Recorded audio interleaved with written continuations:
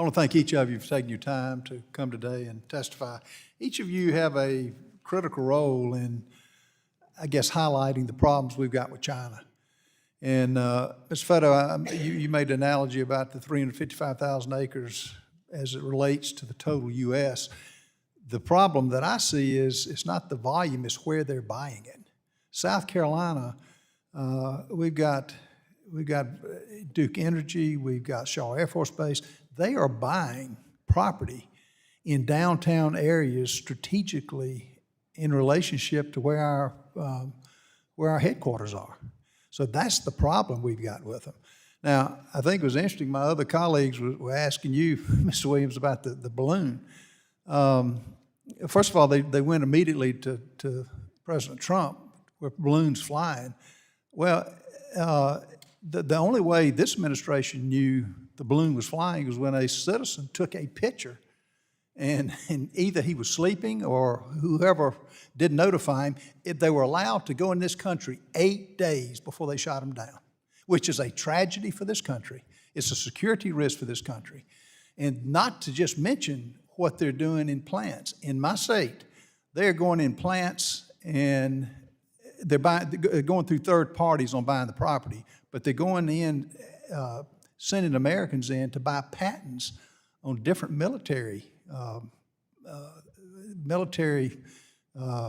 things that others don't make, and stealing the patents. So they're a huge threat. So thank y'all for what you're doing and to highlight this. This isn't political. This is un-American, particularly with what this administration is letting happen. Now, as it relates, and this goes back to what Mr. Rose was saying, you know, the PCAOB, you know, has been tasked with scrutinizing the U.S. companies traded in U.S. exchange, the Chinese companies.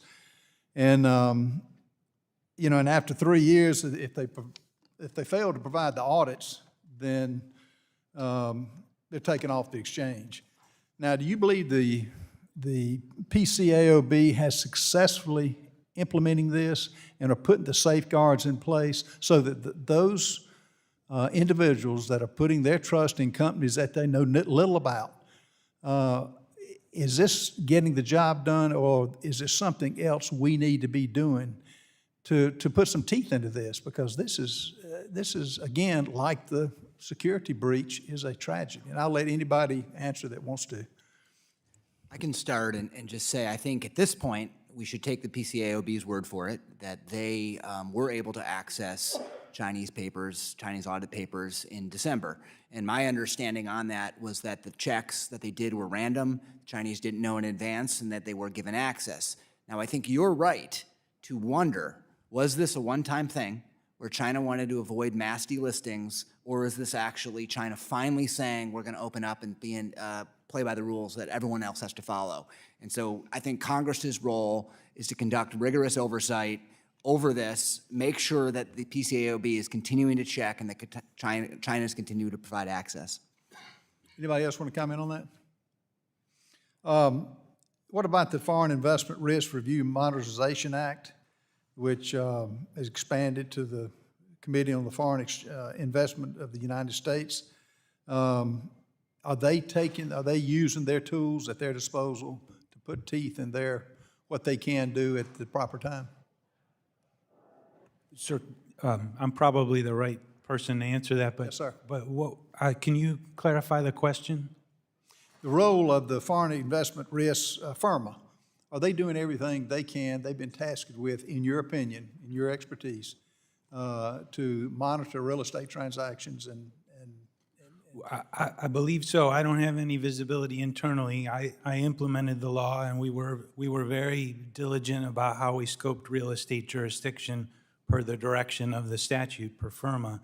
And remember that the jurisdiction that the committee was given with respect to real estate was a voluntary disclosure. So there's not a required filing, but the committee still has the power to bring something in if it needs to, or it's alerted to a national security risk that warrants review.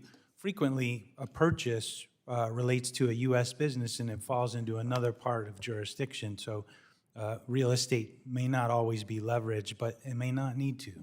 Thank you so much.